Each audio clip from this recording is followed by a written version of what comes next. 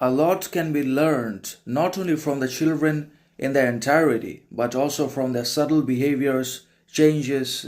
and qualities, authenticities, reactions, and so on and so forth. If we're able to provide the children with a lot of care, concentration, observation, understanding, and critical thinking, then not only are we going to be able to understand a lot of things that we have not understood about themselves, their behavior, but we'll also be able to learn a lot more than we could ever learn from the adult human beings around ourselves in one way or another. So if we're able to critically, reasonably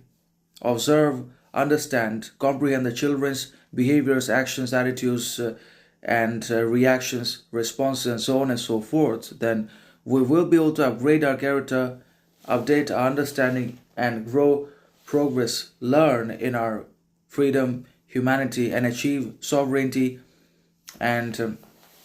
self-dependence, self-knowledge, self-realization, and so on and so forth. Because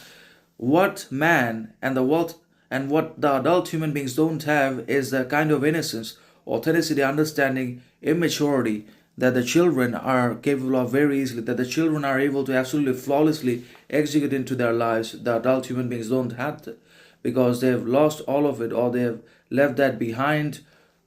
in search for the succession of their goals and the attainment, development of frustration, desperation, and maturity, morality into their lives. They've lost all of it, or they've willingly parted ways with their innocence, kindness, character, compassion for societal success, outside conformity, external approval, appreciation into their lives in one way or another. So, in that sense,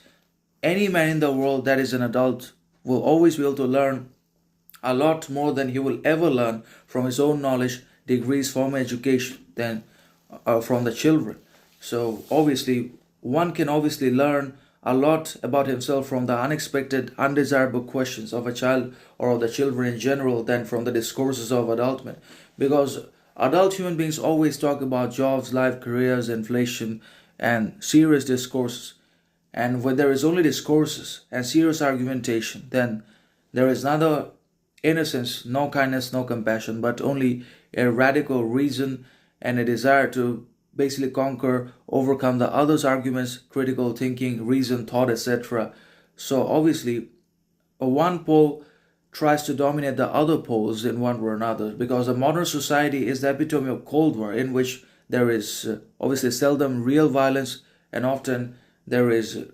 obviously genuine hostility, hatred, and animosity between the people over wealth, riches, status, popularity, validation, respect. It could be anything, but the modern people are not what they seem to be, because it's all appearance and persona is not